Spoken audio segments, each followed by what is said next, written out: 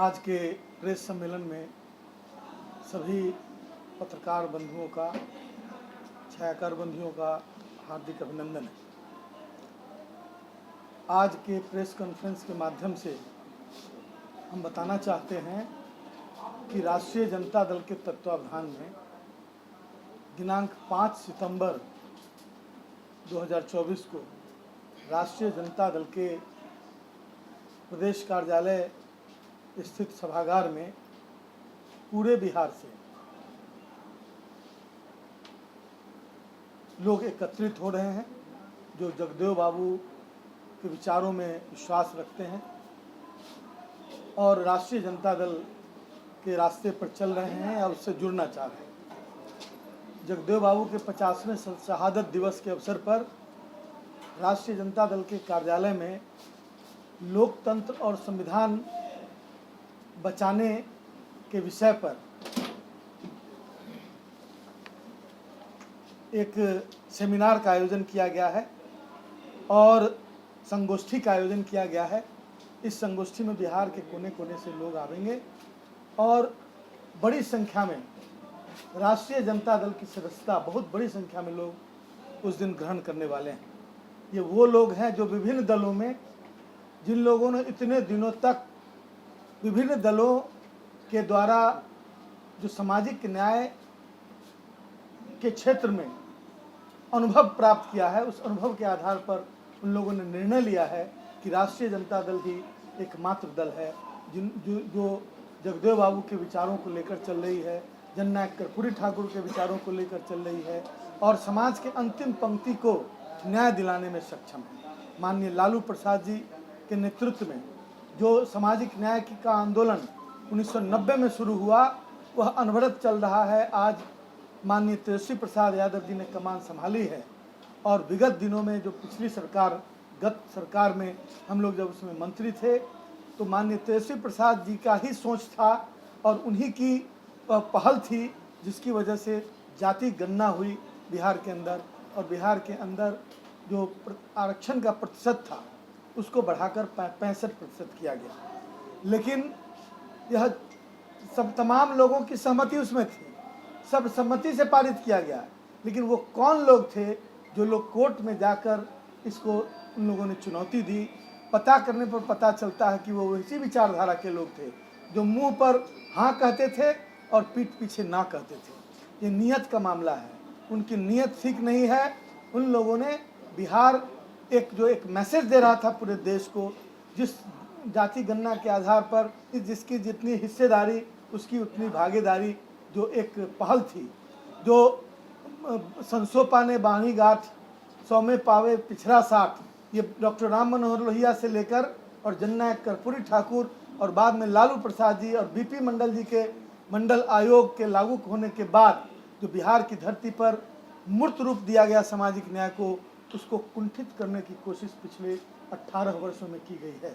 यह बहुत खेदजनक बात है कि गिमिक्स का प्रयोग किया जाता है और धीरे धीरे सामाजिक न्याय के एक एक तत्व को समाप्त करने की कोशिश की जा रही है। और उसको संविधान, जब आप बहुमत में, आप हर जगह कहते हैं कि आप सामाजिक न्याय के पक्षधर हैं, लेकिन आप यहाँ से लेकर दिल्ली तक बहुमत में हैं। यदि सदन में इसको पारित कर दिया जाता और धारा अनुच्छेद 9 के अंदर उसको ले आया गया होता तो शायद उस आरक्षण पर इतना बड़ा प्रहार नहीं होता। मैं कहना चाहता हूं कि बाबा साहब भीमराव अंबेडकर के द्वारा स्थापित विशेष अवसर के सिद्धांत के तहत जिस आरक्षण को दिया गया गरीबों को, समाज के छूटे हुए लोगों को, उस सारी बहस संविधान सभा में हो चुकी थी। फिर उस बहस को नए ढंग से लाकर और जनता के बीच विभेद पैदा करके और खंड खंड में तोड़ने की कोशिश हो रही है। जगदेव बाबू ने कहा था, पहली पीढ़ी गोली खाएगी, पहली पीढ़ी मारी जाएगी, दूसरी पीढ़ी जेल जाएगी, तीसरी पीढ़ी राज करेगी। पहली पीढ़ी जगदेव बाबू थे जो जिनको सरेआम गोली मार दिया गया, उनकी हत्या कर दी गई उसी आंदोलन के क्रम में। दूसरी पीढ़ी लालू प्रसाद थे जिन्हें जेल में कैद किया गया जब उन्होंने सामाजिक न्याय और उसी जगदेव बाबू के विचारों को आगे बढ़ाने का काम किया तो उन्हें जेल में कैद किया गया।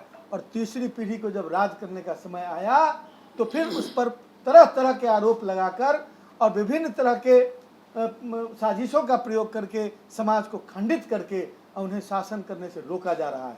यह तमाम समाज के छूटे हुए लोग जगदेव बाबू के द्वारा बोले गए 90% लोगों को सजग करने और एकजुट करने की मुहिम है। आज राष्ट्रीय जनता दल इसकी पहल करता है और 5 सितंबर को इसी पीछे के सभागार में हम पूरे बिहार से लोग जुटेंगे और एक बार फिर जगदेव बाबू के विचारों को का परचम फहराएगा और बिहार में सामाजिक न्याय लालू प्रसाद जी और तेजस्वी यादव जी के नेतृत्व में फिर से स्थापित होगा। हम सभी लोग इस बात के लिए कृत संकल्पित हैं। आरक्षण की बातें राजद में क्यों? कौन बोल रहा है कि आरक्षण की बातें नहीं? उनको अध्ययन करना चाहिए।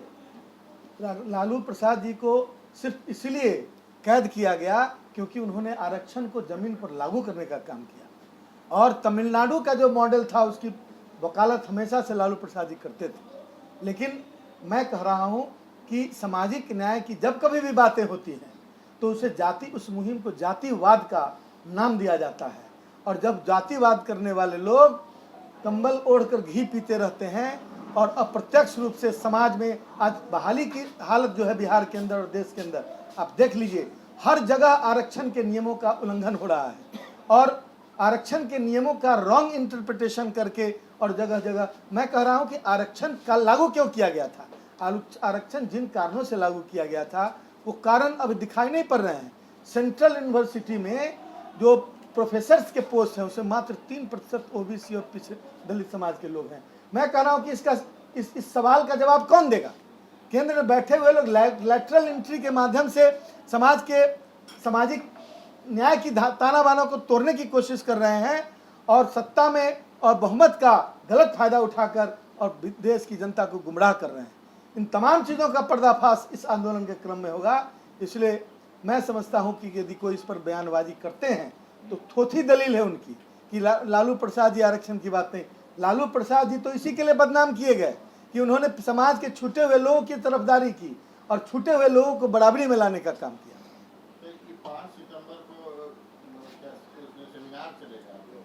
5 सितंबर को संगोष्ठी होगी और उस संगोष्ठी में पूरे बिहार से जो जगदेव बाबू के विचारों से लैस लोग हैं या फिर जो उसमें शामिल होना चाह रहे हैं वो तमाम लोग यहाँ आवेंगे। इस अवसर पर राष्ट्रीय जनता दल में भारी संख्या में विभिन्न दलों के लोग शामिल होंगे। विजय सिन्हा जी ने अभी तुरंत आरोप लगाया है कि राजद के नेता और राजद संगठन जो है जातीय उन्माद फैलाकर राजनीति करता है। विजय सिन्हा जी को इस बात को कहने का कोई अधिकार नहीं है।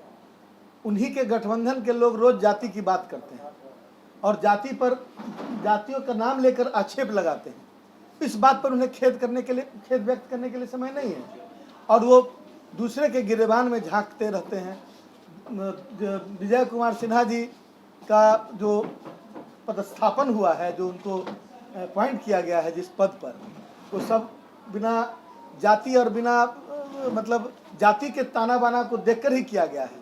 वो लोग जानते हैं कि किनको बनाने से उनका वोट सुरक्षित होगा। अब प्रत्यक्ष रूप से उनसे बड़े घोर जातिवादी लोग इधर नहीं हैं। यहाँ पर तो समाजवादी लोग हैं। यहाँ पर बराबरी की बात करते हैं, सभी जाति को बराबर में लाने का संकल्प है, इसलिए जाति की बात उठती है। जाति एक हकीकत है, लेकिन जाति एक व्यक्ति यदि अपनी भाषा में व्यक्त करता है तो उससे जातिवाद टपकता है अप्रत्यक्ष रूप से। दूसरी बात, दूसरा व्यक्ति यदि इधर से लोग उठाते हैं तो वो एक्चुअली समाजवाद को स्थापित करने के लिए, बराबरी में लाने के लिए बात करते हैं। उस जाति को भिखमंगा किस जाति का ज़्यादा है, रेहड़ी पटरी वाले लोग किस जाति के ज़्यादा हैं, इस बात का विश्लेषण करते हैं तो हम पर जातिवाद का आरोप लगाया जाता है। और जो लोग बिना बोले हुए कॉलेजियम सिस्टम लागू करके पूरे देश में और विभिन्न जगहों पर संस्थानों पर कब्जा किए हुए हैं, उन पर कभी जातिवाद का आरोप नहीं लगता है।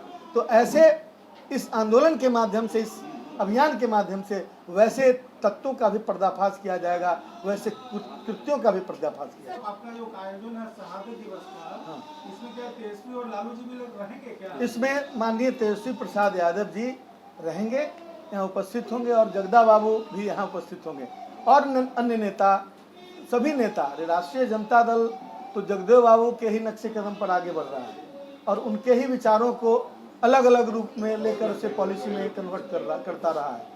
इसीलिए जगदेव बाबू राष्ट्रीय जनता दल के आदर्श पुरुष हैं और राष्ट्रीय जनता दल के विभिन्न कार्यक्रमों में उनके विचारों की भूमिका हो रही है। जो लोग शामिल हो रहे हैं इस अभियान का कोई नाम नहीं दिया है। कुछ यह एक परिचर्चा से शुरू हो रही है और यह आंदोलन की तरह आगे चलेगा। जब तक सामाजिक न्याय के तत्वों को तोड़ने की साजिश चलती रहेगी, जब तक बराबरी की बात नहीं होगी और जब तक हमारे राजनीतिक पुरखों के विचारों को लागू नहीं किया जाएगा, तब तक यह विचार इसी तरह से कार्यक्रमों के माध्यम से यह कार्यक्रम चलता है। मांझी जी का क्या नाम है उनके तरफ से? नहीं, ये सब हम लोग दिखाने के लिए नहीं बनाते हैं। हम लोग सभी समाज के तेजस्वी यादव जी ने कहा था A to Z, वह अक्षरशः उसका पालन करते हैं।